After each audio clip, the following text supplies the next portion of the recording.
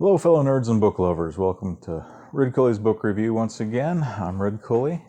Today we're going to be continuing on going through the Douglas Adams series of the Hitchhiker's Guide books. Today's the second book, Restaurant at the End of the Universe. A continuation of a brilliant author, a hilarious story, interesting characters. It's an amazing book. I do want to share a couple of things before we get going. Give a little backstory of what happened when I went to do this book. First of all, I usually listen to the books when I'm driving or walking or doing things rather than actually read them. I read when I have time, but there's a lot of times that you can listen to a book while you're doing other things. So I downloaded the book from Audible, and the reader wasn't Stephen Fry, it wasn't Douglas Adams, it was a new reader. Don't remember his name. And he wasn't bad, but he was so different than the sounds and the voices and the characters that I was used to. It was jarring. So I had to turn the Audible credit back in, and I decided I would find my old version that had Douglas Adams reading it. Couldn't find it. No idea where they are. So I went online and I bought the audio version of it. Well, it turns out that the only audio version I could find was on CD, which was still pretty cool. So I ordered and I got the CDs, or not the CDs, the cassette tapes of the Restaurant at the End of the Universe. And I'm really excited to have these. I don't remember if I had these before. It seems like I had them on CD, but it's been so long I can't remember. But now I've got this new set. And of course, got the book. But to play the cassette tapes, I realized I didn't have a cassette player anymore. So I went online and I got this really cool Linux sound cassette player. It's not the famous, the Sony Walkman like I want, but the Walkmans are way more expensive. This was only about $12. The audiobooks, I got all three of them, the first three in the series, for $25. So they're usually $40 a piece. But if you look around, you can find deals once in a while. The book, $3.99. But I was using this to listen to the book, and I just found it was extremely annoying and inconvenient. I have my phone that I'm used to listening to, and then to add a second device to carry around and listen to is annoying. So there's lots of times when I'm just cooking or cleaning or doing things around the house I could listen if I had a stereo. I didn't have a stereo. So I went to the thrift store. And I bought this.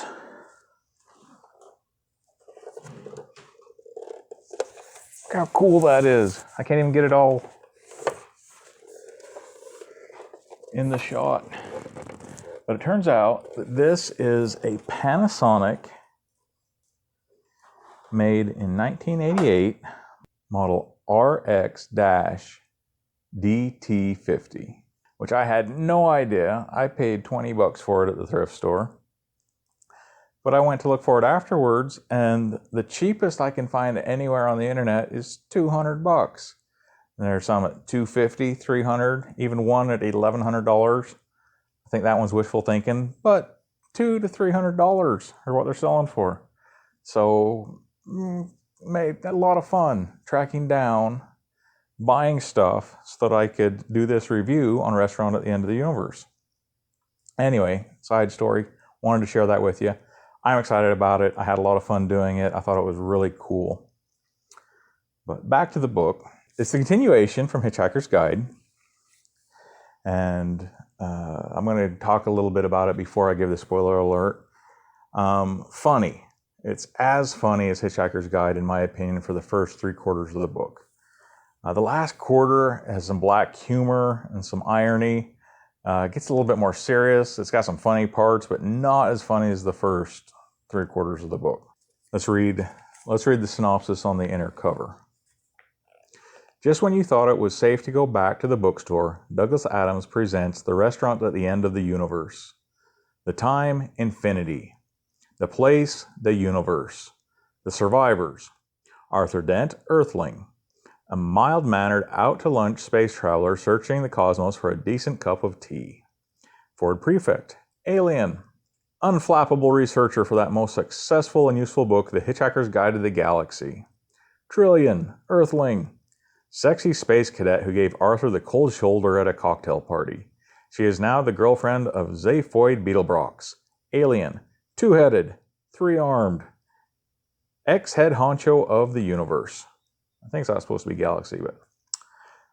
This fantastic foursome encounters paranoid androids, existential elevators, improbability drives, and kilozap blasters on an interstellar romp that takes them from a 30-megaton rock concert at Krakatoon to Milliways, the restaurant at the end of the universe, where the main dish of the day introduces itself, and the floor show is Doomsday.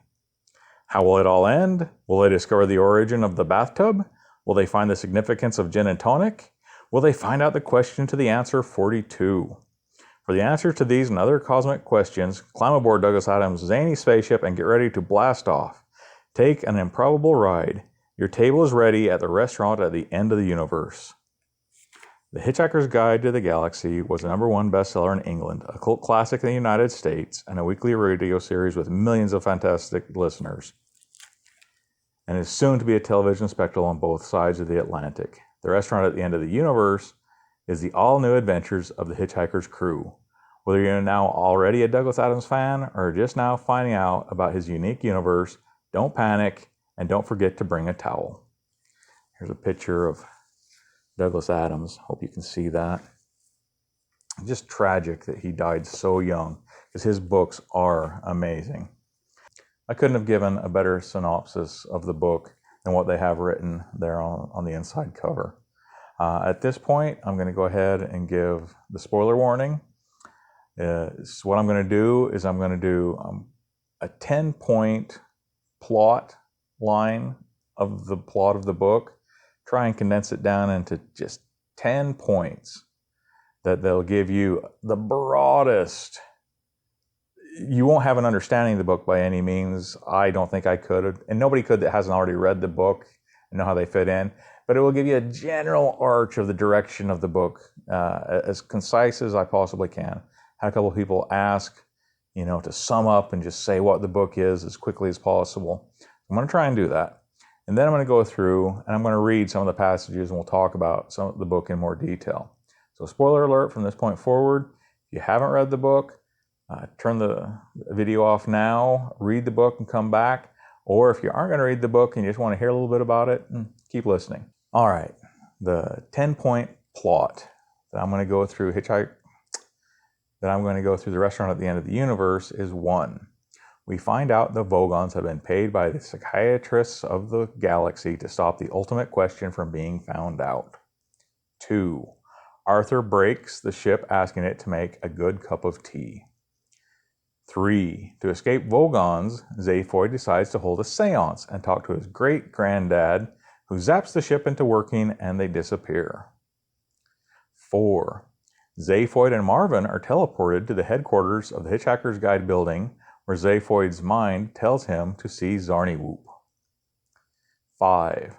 Frog Starfighters attack as a hitchhiker named Roosta passes on messages to Zaphod that he must leave Zarniwoop's office by the window. 6. Frog Starfighters tractor beam the whole building and drop it off on Frogstar B, where Zaphod has been sentenced to be put into the total perspective vortex. 7. He survives the vortex, and before the guards can get him, he hides in a derelict spaceship and finds Zarniwoop, who wants the Heart of Gold to find the guy that runs the universe. That turns out, 8, the Heart of Gold was shrunk down into a little model in Zaphod's pocket that now returns to full size, and Zaphod jumps on to find his crew and tells the ship to take them to the nearest place to eat.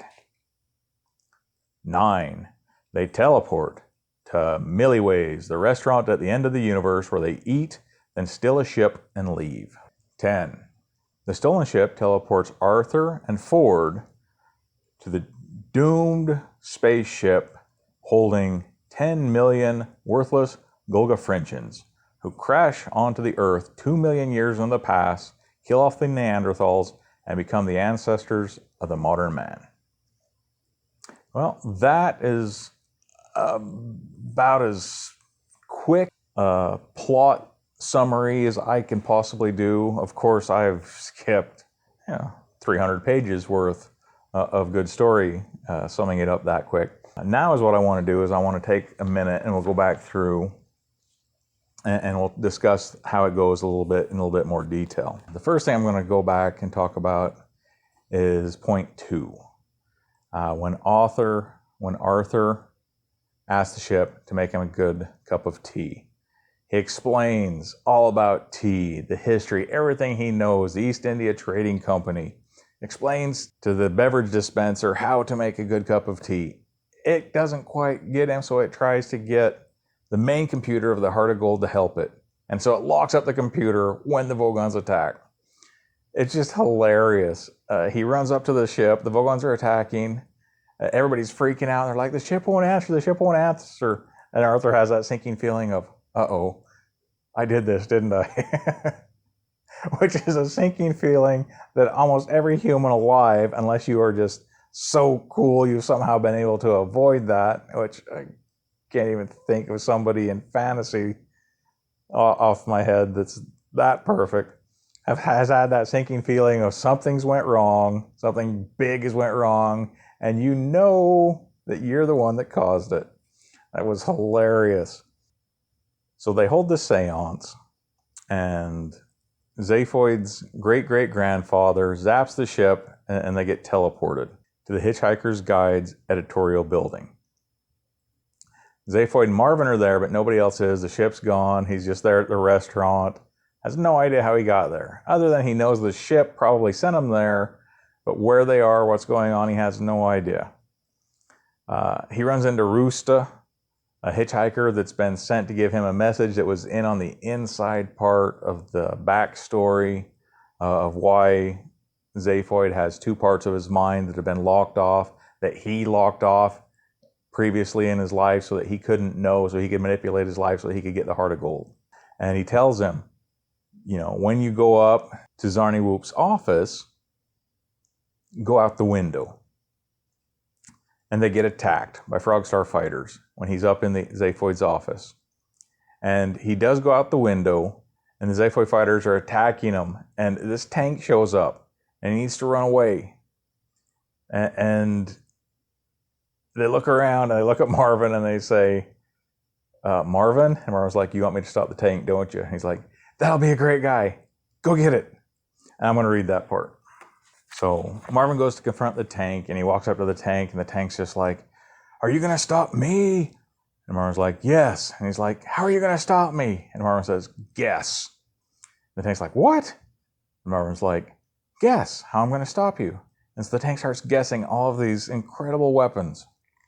Said the machine, vibrating with unaccustomed thought. Laser beams? Marvin shook his head solemnly.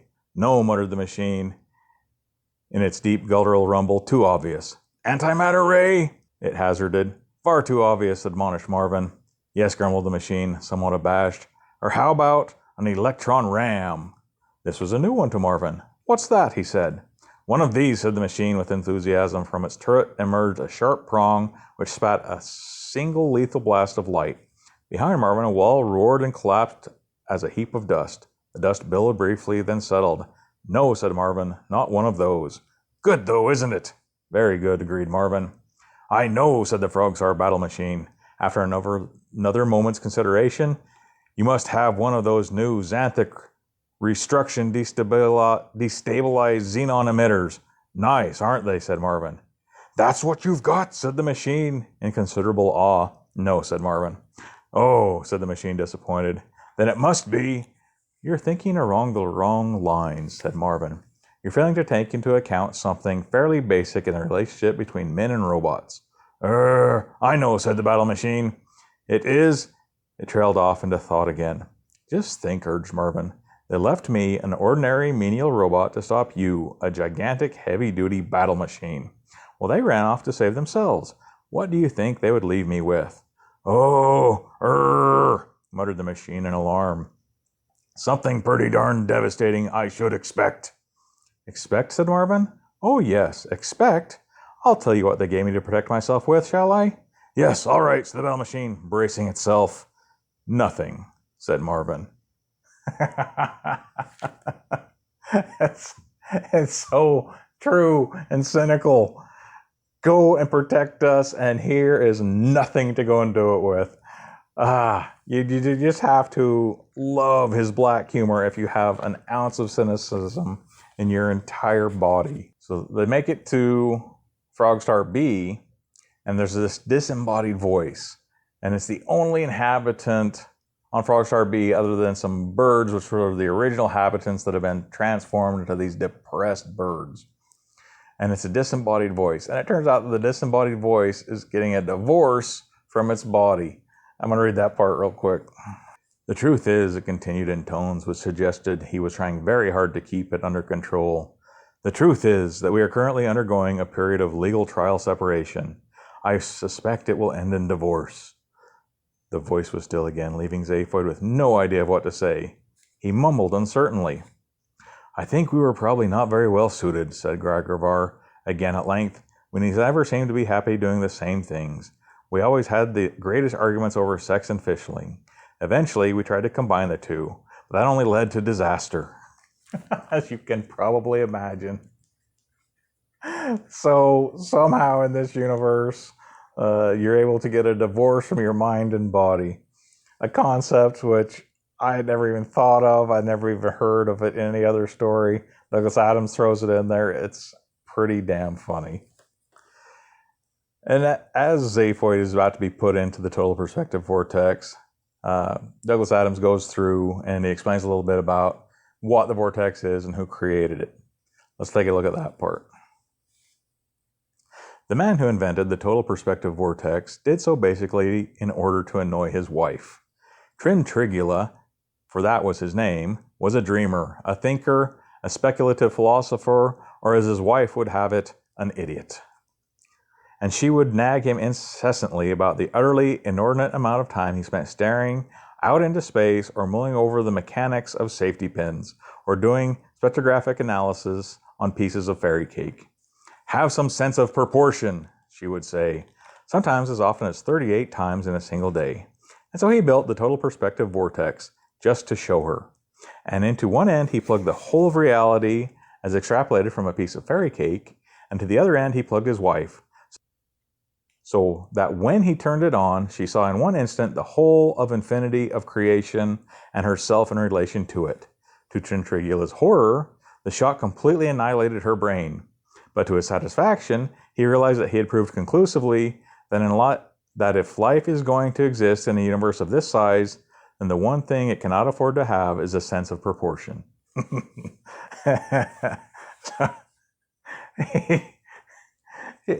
Dark humor, black humor, as his wife would have it, an idiot, created the total perspective vortex out of spite. You know, and I wonder how many different things have been created exactly for that reason. Well,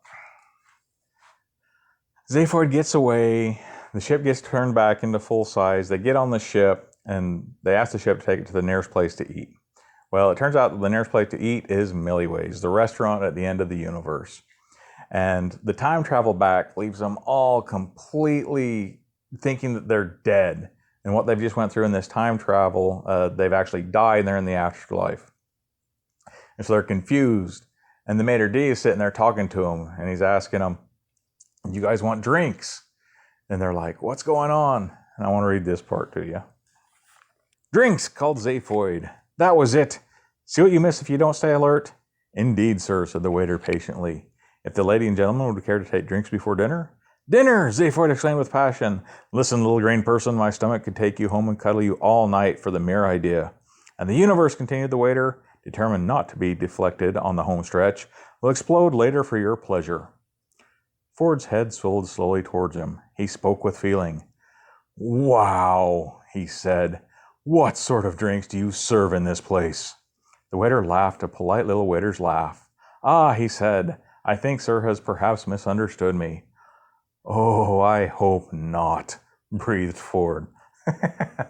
So Ford is a true alcoholic. So they get their drinks and they're about to eat. And it turns out that the food is going to come out and talk to them. So they can meet the food before they eat it. Now this part I've got set up on the cassette player, and I'm going to actually play it with Douglas Adams' voice that I probably shouldn't do because he does it so well. It makes the whole rest of my video look horrible. But he was a master not only in writing, but he was an excellent narrator. So let's listen to this next part. This was the meat coming out to meet the people that were going to eat at the restaurant. A large dairy animal approached Zaphod Beeblebrox's table. A large, fat, meaty quadruped of the bovine type, with large, watery eyes, small horns, and what might almost have been an ingratiating smile on its lips. "Good evening," it lowed, and sat back heavily on its haunches. "I am the main dish of the day. May I interest you in parts of my body?" It harumphed and gurgled a bit, wriggled its hind quarters into a more comfortable position, and gazed peacefully at them. Its gaze was met by looks of startled bewilderment from Arthur and Trillian, a resigned shrug from Ford Prefect, and naked hunger from Zaphod Beeblebrox. "Something off the shoulder, perhaps?" suggested the animal, braised in a white wine sauce. Your shoulder?" said Arthur in a horrified whisper. "But naturally my shoulder, sir," mooed the animal contentedly. "Nobody else's is mine to offer." Zaphod leapt to his feet and started prodding and feeling the animal's shoulder appreciatively.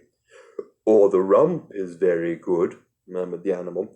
"I've been exercising it and eating plenty of grain, so there's a lot of good meat there." It gave a mellow grunt, gurgled again, and started to chew the cud. It swallowed the cud again. "Or a casserole of me, perhaps," it added. "You mean this animal actually wants us to eat it?" whispered Trillian to Ford. "Me?" said Ford, with a glazed look in his eyes. "I don't mean anything." "That's absolutely horrible," exclaimed Arthur. "That's the most revolting thing I've ever heard." "What's the problem, Earthman?" said Zaphod, now transferring his attention to the animal's enormous rump. "We just don't want to eat an animal that's standing there inviting me to," said Arthur. "It's heartless." "Better than eating an animal that doesn't want to be eaten," said Zaphod. "That's not the point," Arthur protested. Then he thought about it for a moment. "All right," he said, "maybe it is the point. He just comes up with concepts and ideas that are so far out of left field. If you think about it, you can see somebody coming up with the concept, but as far as I know, he was the first one for a lot of his black humor and his switching in direction and his twists. The guy's just amazing. An animal that wants to be eaten. Clever, just so clever. Well, they leave the restaurant. They still hot black Desiato's sun diving ship for the rock concert that he's about to perform. And they find out that it's about to dive into the sun, so they use the teleporter. But the teleporter wasn't completed. It has no guidance system. So Ford and Arthur end up getting shot clear back 2 million years too far into the past from where their lives had normally been in the timeline. And they end up getting teleported onto the Gulgafrinchen ship. Well, this ship crashes on a planet and sinks into a swamp. And all the Gulgafrinchens, turns out, were the excess people on the Gulgafrinchens planet that the leaders and the workers decided were just the dead weight, and they're going to get rid of them by tricking them to go off into another planet, telling them, "You guys are heading out, we'll be following you." Well, they didn't. They just stranded them on the planet.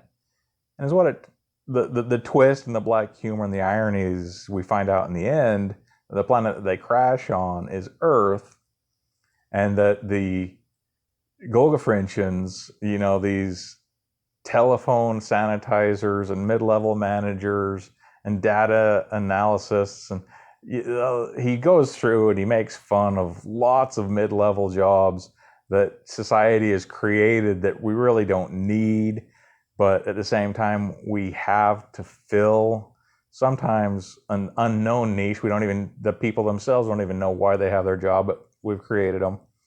And he makes fun of it, and that's the descendants of the human race. They displaced the Neanderthals that were supposed to be part of the actual equation, and that's where the book pretty much ends. That last bit with the Gulgafrinchans and the earth was twisted, it was black, it was ironic, but up to the restaurant and the the little cow that's presenting itself to be eaten and talking with the people and suggesting how they should eat him. All the rest of the stuff was just hilarious. It was intelligent, well written, funny characters, clever characters. Because he has the improbability drive, he not only can have plot holes, he has to make plot holes to feed the story and to feed the improbability drive and what's going to happen in the book. Brilliant writing. One of my favorite authors. I am not sure that there's a book of Douglas Adams that I don't like. Some are better than others. Some parts are better than others. It's definitely a book you should have on your shelf. Definitely a book that you should want to read. So tell me what you think. Give me your opinions on Restaurant at the End of the Universe. Did you like it? Is there things that you liked that I didn't point out? What were they? Is there things that you hated? What were they? Am I completely wrong to love this book, and why? I do want to leave you with a thought for the day. If you have a government that'll rob Peter to pay Paul, you have to realize that the government will always have the support of Paul. Thank you. You guys have a great one.